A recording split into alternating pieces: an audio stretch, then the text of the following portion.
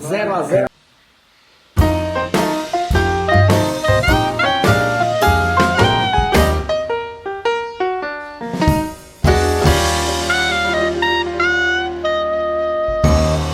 Olá, minha gente, sou Raíssa, estou chegando com mais um podcast do blog Só Futebol Não. Por coincidência, nessa manhã de domingo, nós temos agora 29 graus aqui em Natal, chegando então com esse tema Olhos para Ver. É preciso enxergar as coisas que aconteceram ontem, né? Primeiro eu queria passar rapidamente, porque eu já falei disso no Twitter, a respeito dos insultos xenófobos que teriam ocorrido ontem. Lógico que quando se diz que são torcedores, não são todos, né? Eu acho que não precisa explicar essas coisas. O cérebro comum, normal, entende que a generalização não quer dizer que são todos, né? Então, houve um relato de uma repórter paraibana de que parte da torcida do América estava fazendo xingamento do tipo, porque é Paraíba, não sei o que. Bom, independente se for verdade ou não, e a gente tem que dar crédito que repórter deve checar suas fontes, e seria uma irresponsabilidade muito grande falar uma coisa dessa e não ser verdade. É um absurdo que a gente ainda vive episódios de xenofobia, ainda mais num caso desse, dentro do Nordeste, né, por nordestino. E a gente vê exemplo de xenofobia desde a hora que a gente liga a TV e que estão lá todos os repórteres locais fingindo um sotaque que não tem. Já falei disso, falo todos os dias. Reclamo todos os dias que isso é ensinado na universidade, na faculdade de jornalismo. Isso é um absurdo. Não existe neutralização de sotaque. Existe você não ter o sotaque que é considerado dominante por todos, que são os dos grandes centros, e você querer esconder esse sotaque. Essa é a minha opinião. Não há jeito errado nenhum de falar, seja você do Rio Grande do Norte, do Rio Grande do Sul, do Pará, seja de Goiás, né? Não importa de onde você seja, aqui mesmo no Rio Grande do Norte nós temos o sotaque do litoral, o sotaque do Seridó, né? E não há jeito errado de falar, não tem por que alguém estar escondendo isso. Essa é a minha opinião. A outra coisa horrorosa também, relatos de que torcedores agrediram o time do Campinense, né? Jogaram pedras, garrafas no ônibus. Eu já disse que a gente precisa repensar a aplicação de leis no futebol. Precisa, urgente. O futebol não é uma ilha, ele tentou ser uma ilha essa pandemia inteira, né? Tentou ser uma realidade destacada do seu redor.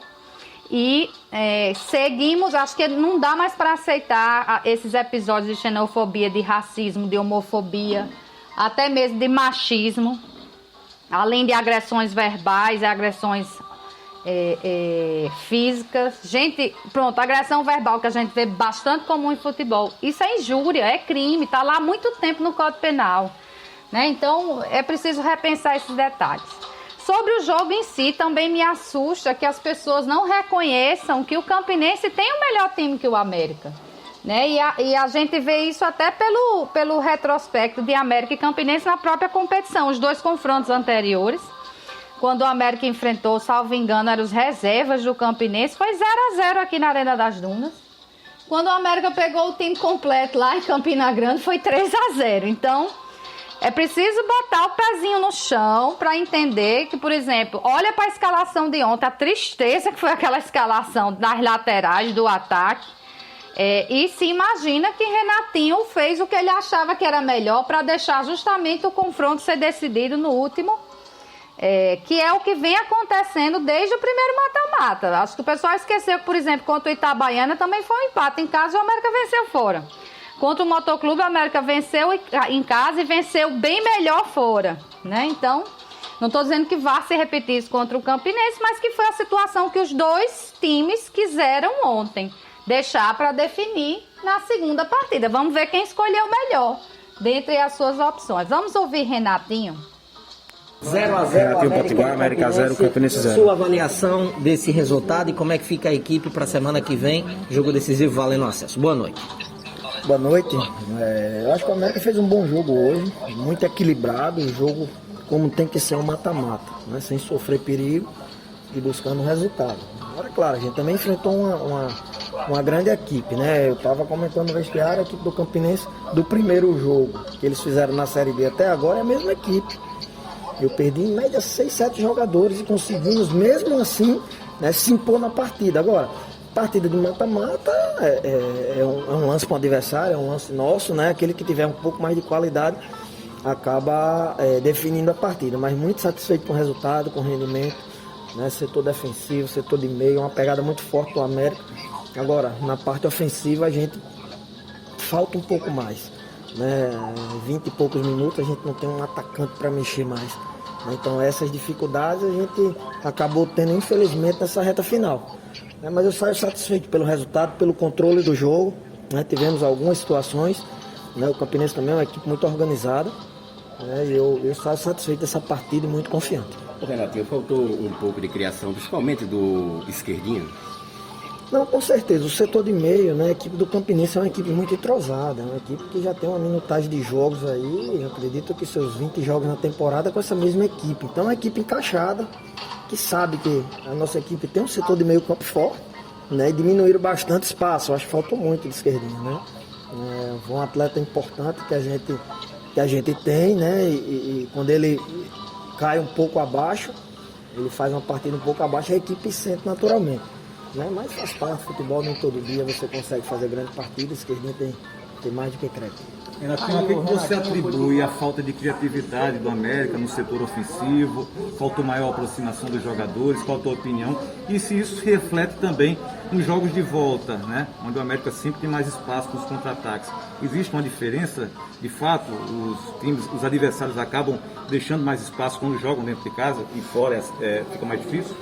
Não, a questão do setor de ataque, realmente a gente ficou um pouco abaixo, porque você está jogando em casa, você tem, né, que buscar o resultado, só que mata-mata de campeonatos brasileiros é 90 minutos, né, são 180, né, não tem muitas situações. Agora, o primeiro tempo, a gente definir, eu acho que até a bola chegou na zona ali de próxima à grande área, agora faltou a gente definir, principalmente, eu comentei muito com o Luiz Henrique, principalmente o Luiz Henrique, pegou muitas ações ali frente da área, né, poderia definir isso, criar algo, né, eu chamei ele no final do jogo para mostrar a situação, você precisa chegar ali no último terço e criar algo, não pode recuar a bola, fazer o mais simples.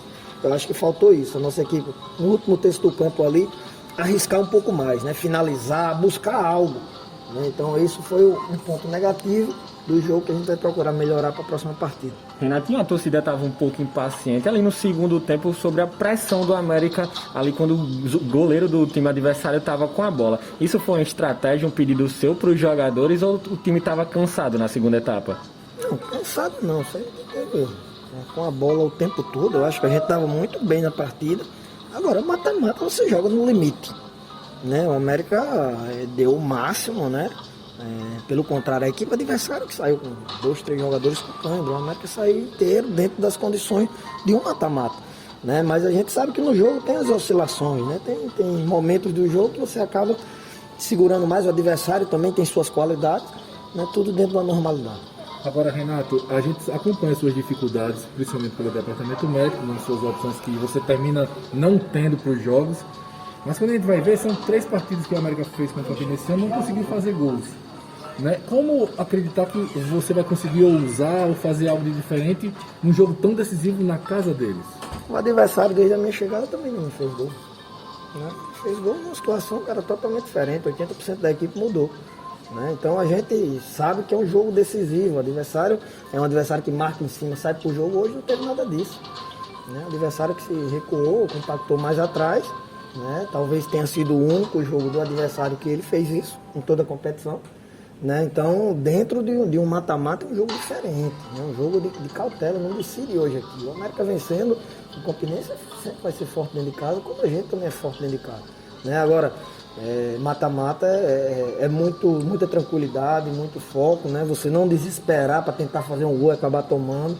Então, o jogo vai ser decidido lá, né? Independente do resultado aqui. Eu acho que está tudo dentro da normalidade, né? Dentro das dificuldades que a gente teve, que são muitas, principalmente esse jogo, né? A gente teve que lançar Max aí quase 3 meses sem jogar, né? Alvinho meia boca, né? Então, dentro dessa dificuldade, acho que a gente fez um grande jogo.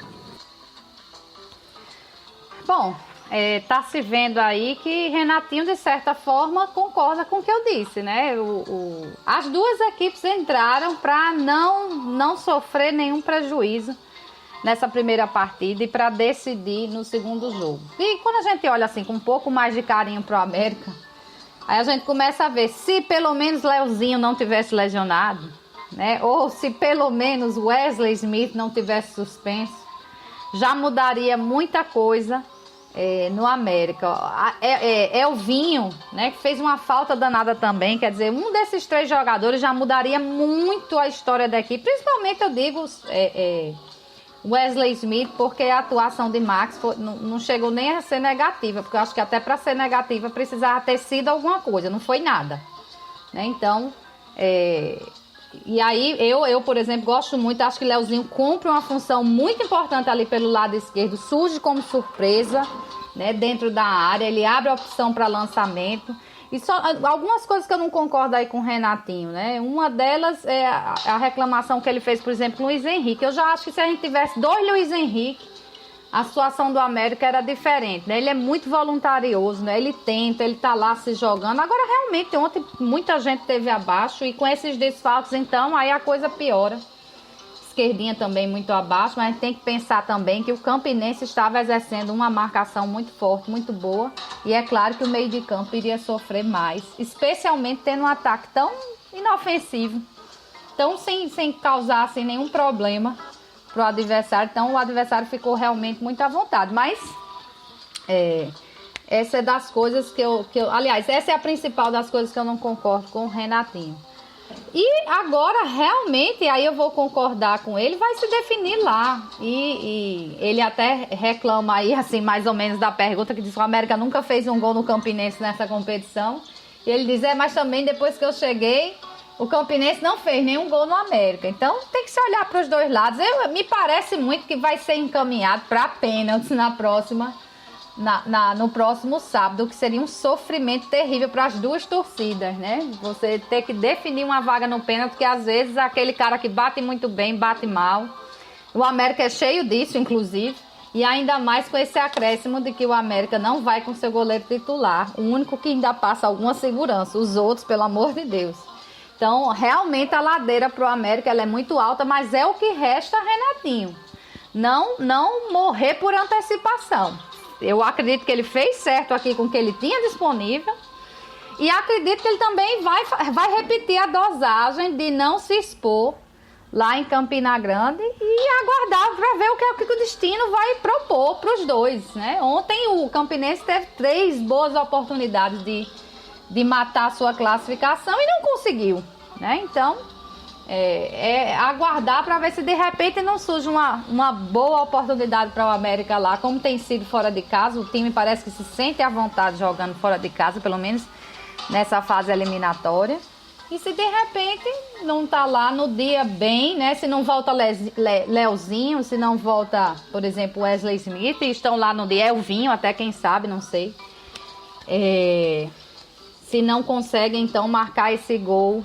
Pode até ser, por exemplo, Patrick Alan, que eu acho que não tinha que mais estar nem jogando no América, mas como eu já tenho sorte de jogador que eu pego no pé ele fazer o gol da classificação, quem sabe não vai ser Patrick Alan que vai fazer o gol da classificação, ou qualquer um desses laterais que jogaram ontem, para o povo esfregar na minha cara, olha quem fez o gol do acesso, né? Eu garanto que eu vou exaltar, depois de muito criticar, eu vou exaltar. Mas é isso, e hoje acompanhar, eu já disse também lá no blog, né? A torcida do América tem que pelo menos secretamente torcer pelo ABC, porque se tudo der errado lá em Campina Grande, se o ABC conseguir sua vaga, o América não fica sem série no próximo ano. Mas se der errado para os dois, é o América que vai ter aí férias prolongadas, coisa que nunca aconteceu na sua história centenária.